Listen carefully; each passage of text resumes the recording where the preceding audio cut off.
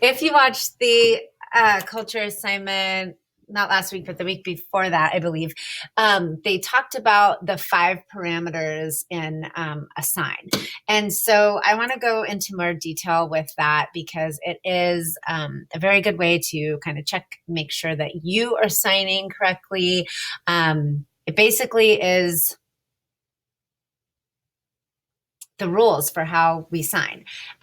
So let's go through that.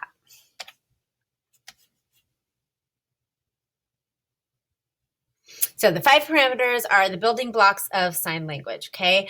And I always like to start with kind of what is language. It's a system of symbols, grammatical signals that change across time, and members of a community share that and to interact with each other and to create culture. So if you think about it,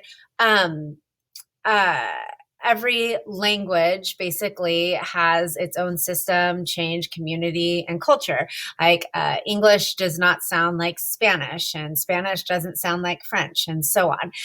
Also, each of those languages have progressed over time. So when I was a kid and in high school in the 90s, we didn't have the word TikTok or I'm going to text you. Like a text was something that was written in pages of a book, not what you text on a phone. So it changes over time as well. So that's just a little background about, again, like really snapshot of what language is, period. So if you think of the spoken language, we have this word stop and we have the word step. Both of them look very similar, but if we change just one letter, it becomes something totally different. So the word S-T-O-P means stop, doing what you're doing, don't move, don't go forward, whatever. If you change that O to an E, you have the word step, which is like a stair step or going up another level of something, right? So neither one of these words are similar at all, and only one letter is changed. So again, back to those 5 parameters, if we change one of these parameters while we're signing, it can mean something totally different. So what are the 5 parameters? Again, if you saw the video a couple weeks ago, this should be kind of a refresher for you, but now you need to know them. So know that this is something that you will see on a test. You will see as the ASL years go on. These are the 5 parameters: hand shape, palm orientation, location, movement, and non-manual signals. I use non-manual signals, but it means a couple things. So I'm going to go to the next page to show you kind of the meanings of each of these, okay? Okay, so a hand shape is just what it says. It's the shape of your hand. And there's 45 actual different shapes of your hand. And actually, linguists are finding even more of those. But if you think about it, like the letters A through Z, those are all hand shapes. And there's at least 26 of those. And there's, again, at least 20 more. So every sign is made with a shape of your hand, and that's what that's talking about. Palm orientation. So this is the palm of your hand, and orientation means which way it's facing. So in ASL, your palm can either be facing out, down, up. This is my non-dominant hand. It's my left hand, to my dominant side or to my non-dominant side. Okay.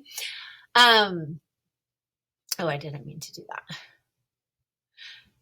The other thing is location. So where on your body is the sign located? Where does it start and end? Where is it? Just, and I say start and end. So if you think of like the word man, it starts at your forehead, ends at your chest, okay? Where the word my is just on my chest. right? So movement. So this is the direction that the sign moves. And again, it goes away from your body, towards your body. It might go to your dominant side or to your non-dominant side. It might have repetitions. So if you think about the sign for sit versus chair, okay, so that means that like that's the repetition, the movement 2 times versus once, okay? So non-manual signals. So many signs in ASL require facial expressions or body movement or both. So if you think of the sign what, you lean your body forward, that is a non-manual signal. Your eyebrows go down, that is a non-manual signal. Your lips are pinched, that is a non-manual signal. So those are all non-manual signals. And then you have the hand shapes, okay, and the movement and the location. But that's what non-manual signal means, is facial expression or body movement in order to produce the sign. All right, so in your seat where you're at right now, I want you to think of the signs. I'm going to sign them as well because some of them you don't know, or maybe you've only seen once or twice. And I want you to think what the parameter change is. And there may be multiple parameter changes for each of them. So the sign my and the sign your. Okay, again, mine and your. So what are those parameter changes? Hopefully you said palm orientation. So the palm is, for my is this way and your is that way. Movement, my comes towards me, your goes away from me. Location, my is on my chest, your is in front of my chest, out away from my chest, okay? Red, we have the sign red and we have the sign cute. Sometimes you'll see cute like this. Red is once, okay? So the parameter changes, what do you think those are? Again, hopefully you said hand shape. So red, cute. Movement, this one bends, even if you see it once, this one bends at the knuckle, this one bends at the bottom knuckle. And the non-manual signal, so you have red, doesn't really have anything, but if somebody's cute, okay? So that facial expression is different for cute and red.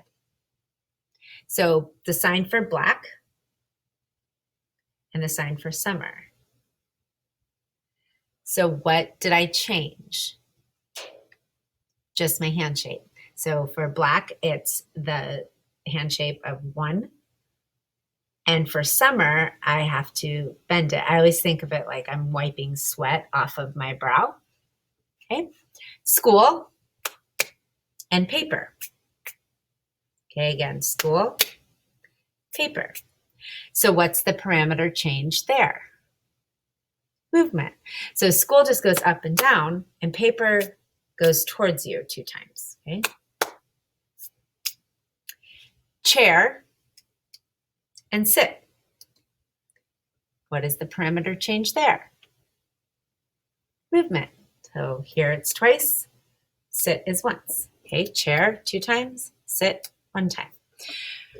All right, so that is the 5 parameters.